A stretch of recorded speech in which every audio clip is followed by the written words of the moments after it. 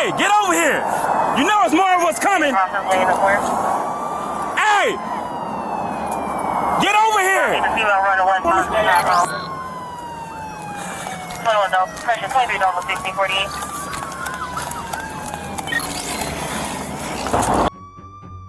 The midday sun hammered down on the asphalt of Interstate 75 in Broward County, Florida.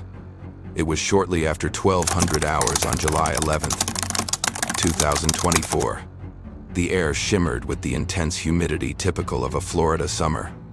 Amidst the relentless flow of commuters and commercial trucks, a chaotic scene began to unfold near the Miramar exit. A silver sedan careened off the roadway. It smashed violently into a palm tree on the shoulder. The impact crumpled the front end of the vehicle. Steam hissed from the radiator. The airbags deployed, filling the cabin with dust and the sharp smell of chemical propellants. For most drivers, a crash of this magnitude signals the end of a journey. For the 3 occupants inside, it was merely the beginning of a desperate and dangerous flight. Officers from the Miramar Police Department were already responding to the area. Intelligence reports had flagged the silver vehicle. It matched the description of a car involved in recent criminal activity. Specifically, a male suspect had allegedly attempted to rob a Home Depot. He reportedly drove off in this same silver sedan. Police approached the crash site with heightened vigilance. They knew that suspects fleeing a felony are often unpredictable. They are prone to rash decisions. The officers parked their cruisers to create a tactical barrier. They drew their weapons, not knowing if the occupants were armed or preparing an ambush. The first officer approached the smoking wreckage with extreme caution. He sliced the pie around the rear of the vehicle. His eyes scanned the shattered windows for movement. "I can't see anybody." "Anybody in there?" he shouted. His voice was tight with adrenaline. The highway noise threatened to drown out his commands. He moved closer to the driver's side window. "Anybody in there coming up? I think the car is still on."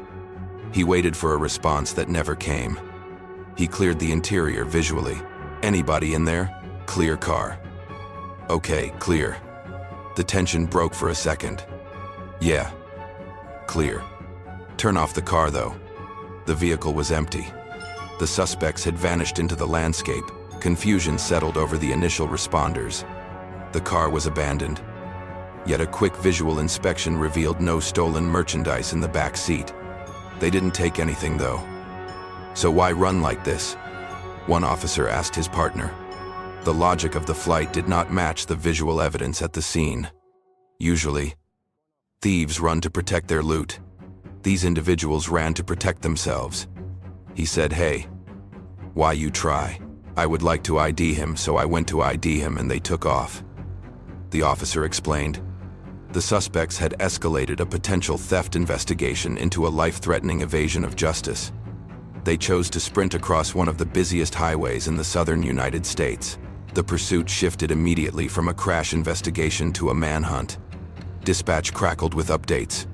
Minutes after receiving information that there were individuals running on the highway, other officers take action and begin a foot chase.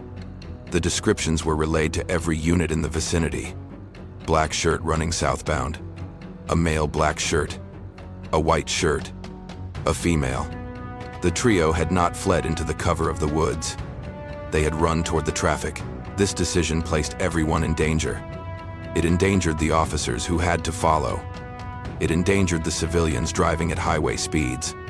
And it endangered the suspects themselves, high above the chaos. The eyes of the state were watching. Florida's Regional Traffic Management Center monitored the interstate. A network of high-definition surveillance cameras tracked the suspects in real time. The operators zoomed in on the fleeing figures. They relayed precise coordinates to the officers on the ground. Fox 6. "They're going into the express lanes." The radio blared. "Female has on red pants." The white male with the white shirt just hopped the wall. The suspects were playing a deadly game of Frogger. They scrambled over concrete median barriers. They darted between speeding vehicles. One officer on the ground mirrored the movements of the suspects. He ran along the emergency shoulder. His chest heaved with exertion. Cars flew by at speeds that would be immediately fatal for any pedestrian. He spotted the group attempting to cross back toward the southbound lanes. He drew his weapon and leveled it at the distant figures. "Show me your hands. Do it now. Show me your hands." The distance was too great for physical control. The noise of the highway swallowed his verbal commands. The suspects ignored him. They were driven by a primal panic. They were running out of real estate. The male suspect in the black shirt led the group. He reached a section of the highway where traffic had slowed due to the congestion caused by the initial crash. He realized he could run no further. He needed a vehicle. In the center lane, a white sedan sat idling in the gridlock. Inside, a husband and wife watched the commotion with confusion. They saw a man sprinting toward them. They did not lock their doors. In a split second, the suspect yanked the rear door open. "Doing, bro? Help me out," he gasped. He dove into the back seat. The female suspect in red pants followed him. The male in the white shirt scrambled in last. The interior of the white sedan became a confined pressure cooker. The driver turned to face the intruders. "We were thinking we don't even know what's going on," the driver later recalled. The suddenness of the entry left them paralyzed. He came, and then, "Like normal people, we get some money." "Oh, you thought he needed money?" an officer later asked. The driver confirmed his naivety. "That's what because we were in the traffic and the car was stopped." The suspects tried to blend in. They hoped the police would pass them by. "The another lady, she just came in and she went with him," the driver explained. "My wife said stop it. Let the cop come in and we'll see what happened." The ruse failed instantly. Police units swarmed the white vehicle. Officers surrounded the car with weapons drawn. They screamed at the occupants, "Get out the car! Get out the car!" The tactical advantage had shifted. The suspects were trapped. The male in the black shirt realized there was no exit. He opened the door and spilled out onto the asphalt. He raised his hands in surrender. "Please don't shoot me. Don't move.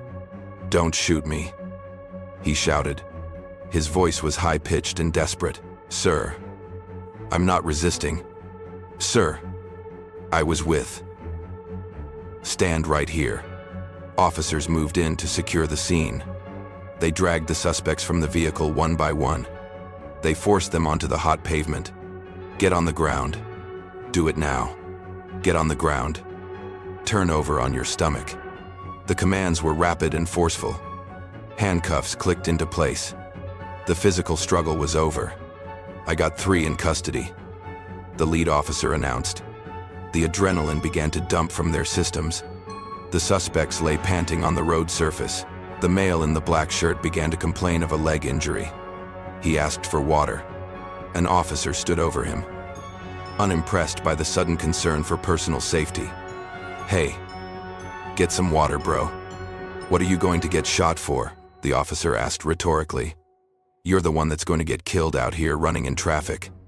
The officer's critique cut to the core of the incident. "Just normal to run into traffic? No. I don't know what was going on." The suspect tried to deflect. "You just run with your..." The officer shook his head. The reckless endangerment of the public was staggering. The suspects were separated and placed into patrol cars.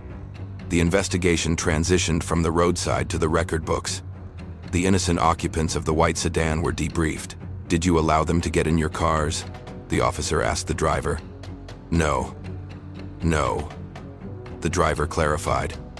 This distinction protected the couple from any suspicion of aiding the fugitives.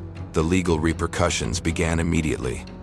All 3 suspects were charged with resisting an officer without violence.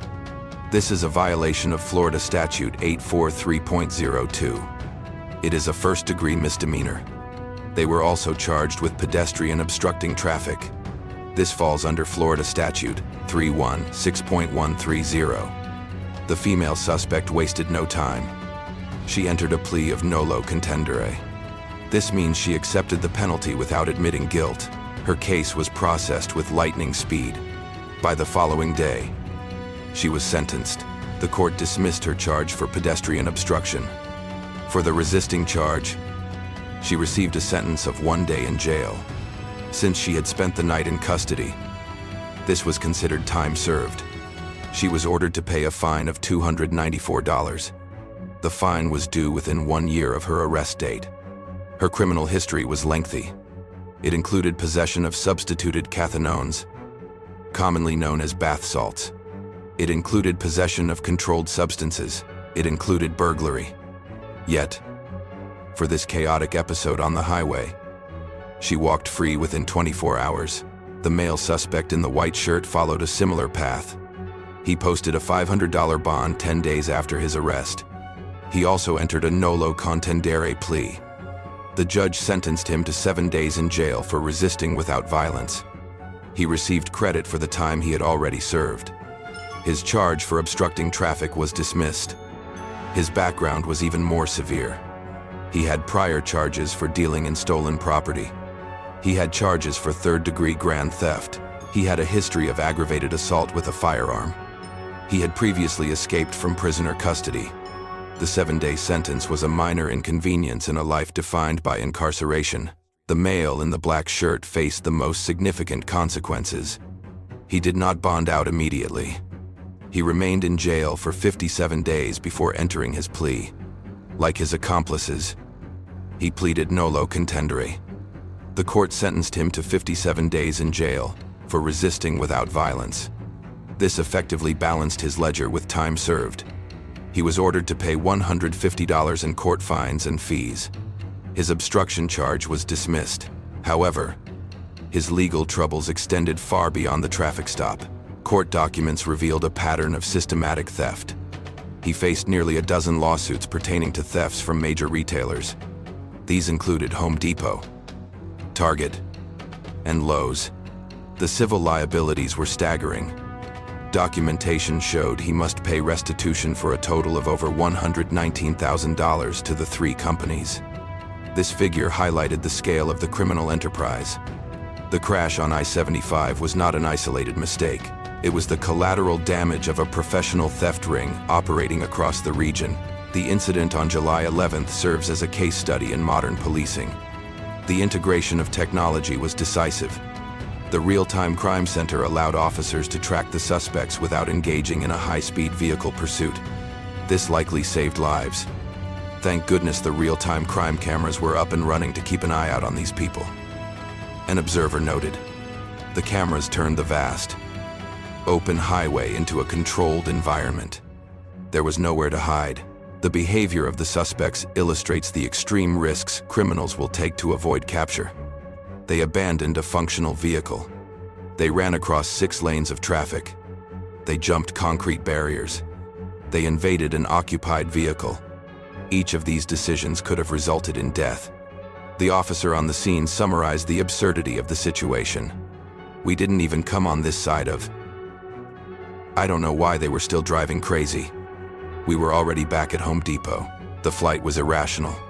It was a panic response triggered by the fear of returning to prison. The innocent couple in the white sedan provided a lesson in situational awareness.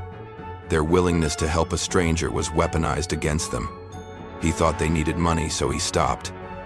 The officer noted in the report, they were going to give him money and then they said, "Oh, we need a ride." The couple's charity nearly involved them in a felony stop. It is a stark reminder to keep doors locked in traffic. It is a reminder to be wary of pedestrians on a controlled access highway. The legal outcomes highlight the assembly line nature of the criminal justice system for misdemeanors.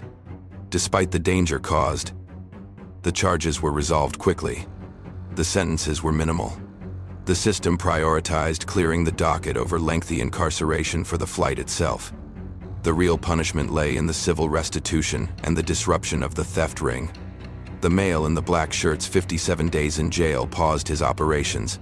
The $119,000 debt ensures he will remain financially crippled for years. Ultimately, the crash on I-75 was a collision of 2 worlds. It brought together the desperation of career criminals and the routine lives of commuters. It showcased the bravery of officers who ran toward traffic to apprehend the suspects. And it demonstrated the power of surveillance technology to bring chaos to a swift resolution. The sun set on Miramar that evening. leaving the highway scarred but open.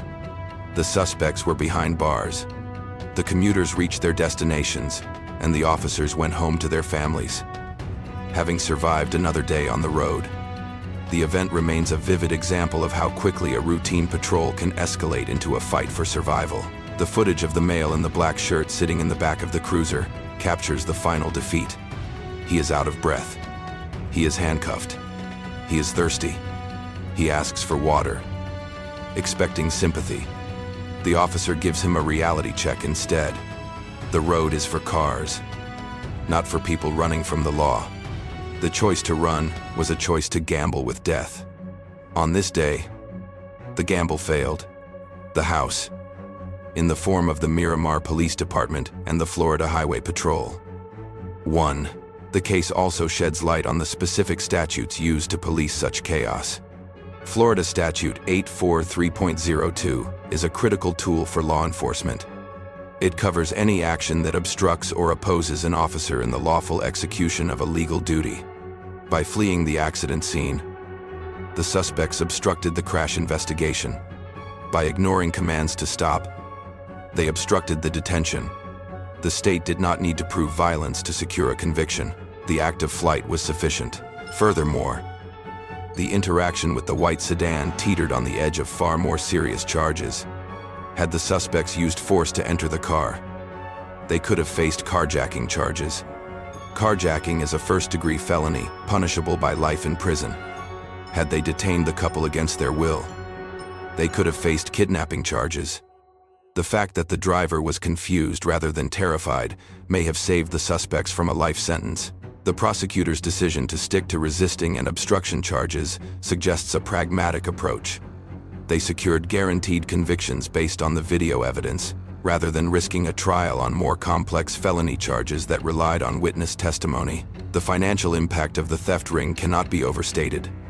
$119,000 in stolen goods represents a significant loss. Retail theft is often dismissed as a victimless crime. However, the costs are passed on to consumers. The danger created during the getaway affects everyone on the road. The aggressive driving that led to the crash into the palm tree was a direct result of the theft. The criminal activity at the Home Depot rippled out onto the interstate, endangering hundreds of lives. In the end, the three suspects stood before the court and accepted their fates. They admitted nothing, yet accepted the punishment. The female in the red pants, the male in the white shirt, and the male in the black shirt are now part of the public record. Their mugshots are filed, their sentences are served, but the video of their sprint across I-75 endures.